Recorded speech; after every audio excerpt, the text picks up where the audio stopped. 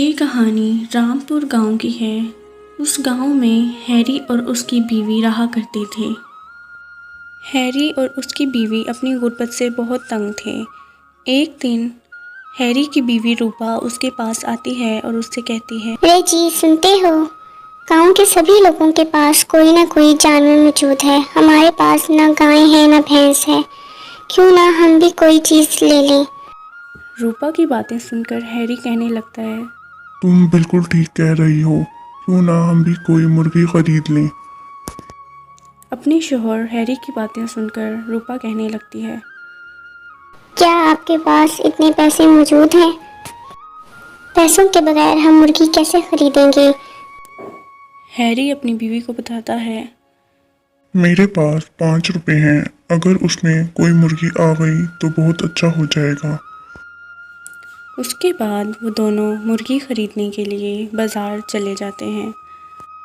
चलते चलते वो जल्द ही बाज़ार पहुंच जाते हैं। बाज़ार में उन्हें एक शख्स नज़र आता है जिसके पास मुर्गियां होती हैं। वो दोनों मियाँ बीवी उसके पास जाते हैं और उससे पूछते हैं। ये मुर्गी कितने की है? दुकानदार हैरी को बताता है कि ये मुर्गी 10 रुपये की है। अगर तुमने ख़रीदनी है तो मुझे बताओ। हैरी दुकानदार की बातें सुनकर उसे कहता है, मेरे पास 5 रुपए हैं। क्या तुम मुझे ये 5 रुपए में दे सकते हो? दुकानदार हैरी को कहने लगता है, नहीं, इसकी कीमत 10 रुपये है और मैं तुम्हें इससे कम ये नहीं दे सकता। उसके बाद वो दोनों मायूस होकर वापस अपने घर की तरफ चल पड़ते हैं। वो दोनों मियाँ बीवी अपने घर की तरफ जब जा रहे होते हैं तो रास्ते में उन्हें एक नेवला नज़र आता है। नेवले को देखकर हैरी की बीवी रूपा उसे कहती है, ये देखो जी, ये कितना खूबसूरत नेवला है। क्या हम इसे अपने घर ले जा सकते हैं? गाय भैंस ना सही, लेकिन हम नेवले को तो पाल ही सकते हैं। हैरी अपनी बीवी का दिल टूटने के खौफ से उसे घर ले जाता है। नेवले को घर लाकर रूपा बहुत खुश होती है और उसे अपने बच्चे के पास खेलने के लिए छोड़ देती है। नेवले के आने के बाद वो बहुत खुश रहने लगते हैं।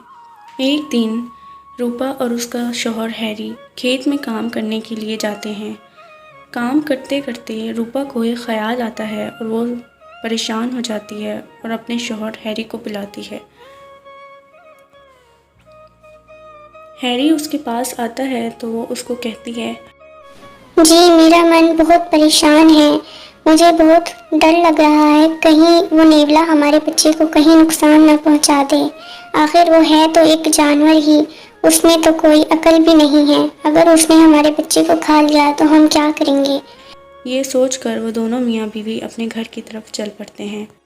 घर पहुंचकर वो देखते हैं कि नेवले के मुंह पर खून लगा होता है। खून को देखते ही रूपा को बहुत गुस्सा आता है और वो कहती है कि तुमने मेरे बेटे को खा लिया, अब मैं तुम्हें नहीं छोड़ूंगी, और वो फ़ौरन से नेवले को मार देती है।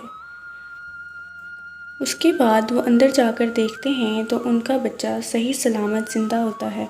वहाँ पर एक सांप मरा हुआ पड़ा होता है। फिर उन्हें सारी कहानी समझ आती है कि नेवले ने उनके बेटे की जान बचाई है। ये देखकर हैरी कहने लगता है, ये तुमने क्या किया? तुमने जल्दबाजी में एक बेजुबान जानवर की जान ले ली। उसने तो हमारे बच्चे की जान बचाई थी। नेवले को मारकर रूपा बहुत पछताने लगती है, लेकिन उसके पछतावे से अब नेवले की जान वापस तो नहीं आ सकती थी।